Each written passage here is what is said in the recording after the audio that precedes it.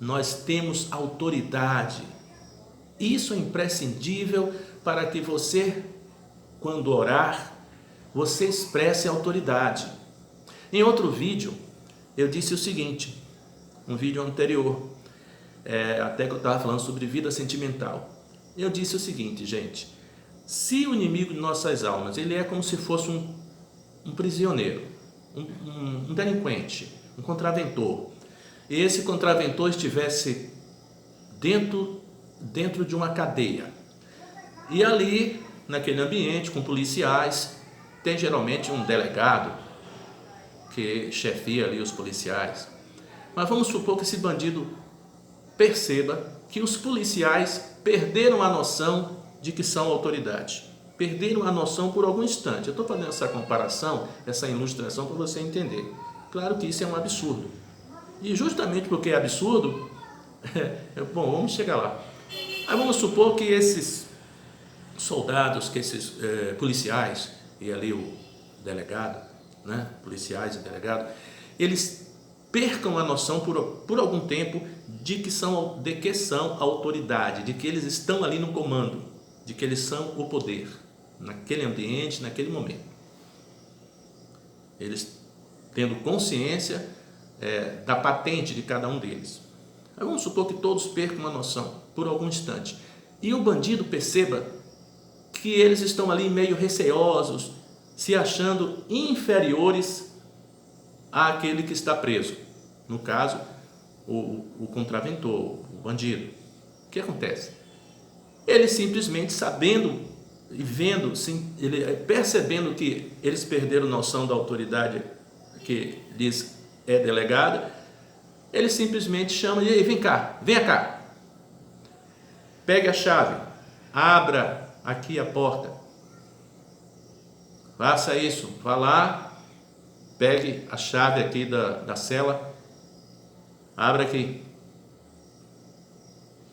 Aí, aquele policial vai, porque sentiu que ele falou com autoridade, foi lá e abriu a porta. E ele saiu. E ele passou a dominar naquele ambiente ali, passou ele a delegar, passou ele a ser a autoridade naquele local. É isso que o inimigo faz na vida, principalmente do crente, quando ele não tem noção da sua autoridade. Ou seja, é isso que o inimigo de nossas almas fazem, ele e seus demônios, e seus asséculas, eles fazem isso na vida das pessoas que não têm conhecimento do poder de Deus. O apóstolo São Paulo, conversando com os Gálatas, ele disse, ó insensatos Gálatas, ele reclamou com os Gálatas que eles perderam a noção da autoridade e passaram a ser escravos de todos os costumes que eles tinham antes de se converter. O apóstolo São Paulo, inclusive, ele usou um termo um tanto forte, quando ele disse, será que eu vou ter que ir sentir de novo como que dores de parto? Porque foi um povo que o apóstolo São Paulo doutrinou. Um povo que o apóstolo São Paulo, que foi o maior missionário da época, um grande missionário realmente do apostolado, do tempo dos apóstolos, foi o apóstolo São Paulo. Foi ele que saiu de Israel e da região dos judeus e foi para os países chamados os gentios. Foi aos gentios, que eram todas as nações que além de Israel.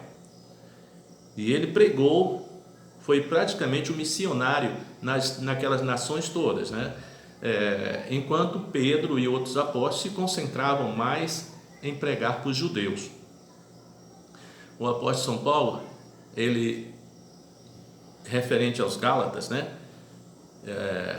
Ele reclama, isso logo no começo da carta aos Gálatas, ele começa a fazer várias observações de que os Gálatas tinham perdido a autoridade e eles passaram a viver novamente num procedimento como se fossem escravos, dos mesmos costumes, dos mesmos medos, das mesmas condições que um homem comum que não conhece a Deus vive. Mas nós, cristãos, nós somos chamados para exercer a nossa autoridade. Essa é a primeira condição que o crente tem que saber. Quando ele abre a boca, ele tem que determinar. Não é falta de humildade. Primeiro que é conhecimento da sua posição em Deus, da sua posição em Cristo. É por isso que Jesus disse: farão as obras que eu faço e farão outras maiores. Mas ele, nesse momento, não está de forma alguma referindo-se a quem não está consciente da sua autoridade. Fazer as obras que Jesus fez é necessário, é importante, é uma obrigação do crente, e ele tem que ter consciência, principalmente, de que é uma autoridade espiritual. Gente, no mundo espiritual, entre anjos e arcanjos, querubins, serafins, anjos decaídos, também de diversas hierarquias, quando um cristão assume com autoridade a que lhe é proposta por Deus, desde o momento em que ele é chamado, desde o momento em que ele é convertido, no momento em que ele passa a ser cristão, nós somos chamados e naquele momento nos tornamos autoridade superior à maior hierarquia infernal. Nós somos, quando oramos, quando assumimos a autoridade, a nossa patente é superior à de Satanás. Alguém pode dizer: mas Satanás é o líder, é o arcanjo, é o líder de todos os demônios. Sim, mas como Jesus Cristo pisou na cabeça dele, nós temos que fazer a mesma coisa, senão nós vamos ignorar a vitória que Cristo conquistou para nós. É aí que está, não podemos reter a espada. No momento que você determina, não importa a hierarquia demoníaca que esteja naquela adversidade, naquele problema, não importa qual seja a patente desse arcanjo negro, você determina. E quando você crê e determina, nesse momento você realmente assume a autoridade superior a qualquer condição de hierarquia infernal.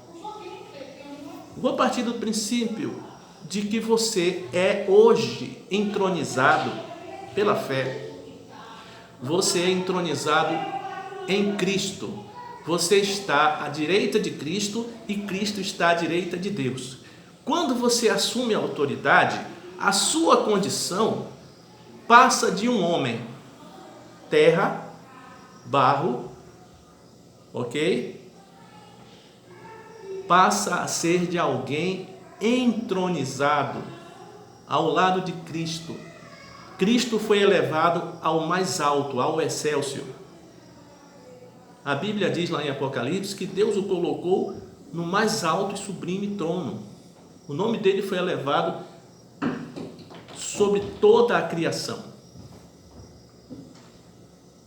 Ele está à destra de Deus, no lugar mais alto, local de poder, circunstância, nível de extremo poder. E aquele que crê e assume a autoridade, no momento que você assume a autoridade, espiritualmente você está vivendo, você está realizando o propósito de Deus, porque você está entronizado pela fé ao lado de Cristo. Você que crê, você que usa de autoridade. Por isso que ele disse: qualquer um que disser a este monte, ergue-te daqui, precipita-te no mar. Ele está se referindo àquele que sabe que está entronizado ao lado dele. Você não é cristão? Você não crê? Você está entronizado ao lado de Cristo. Portanto, você está mais alto do que qualquer outra hierarquia angelical. É por isso que os anjos te obedecem. É por isso que os anjos, tanto os da luz como os das trevas, têm que se submeter às suas ordens. Porque você está ao lado de Cristo. Você, no momento que assume a autoridade, você está representando Cristo. Tem uma passagem no Apocalipse que Deus diz assim, ó: assenta-te até que eu ponha todos os teus inimigos por escabelo dos teus pés.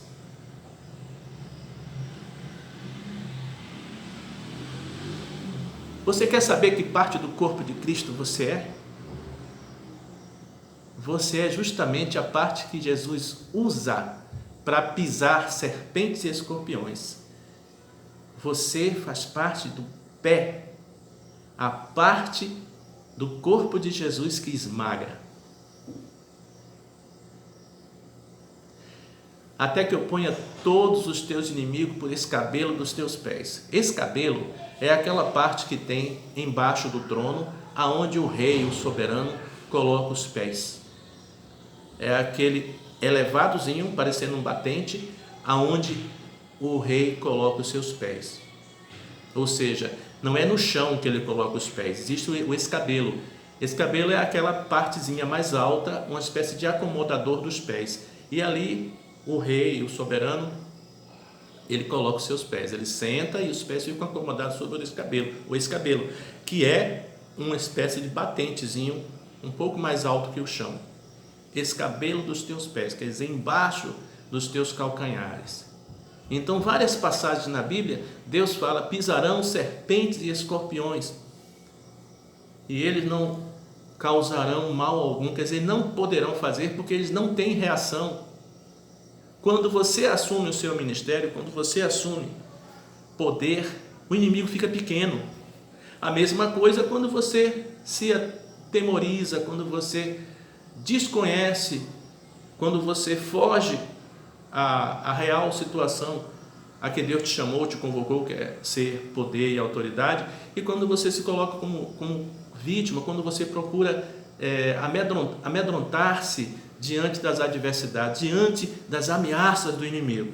Uma coisa, o inimigo é bom, ele sabe ameaçar, ele sabe latir grosso, ele sabe parecer que está dominando e parecer que é o senhor da situação.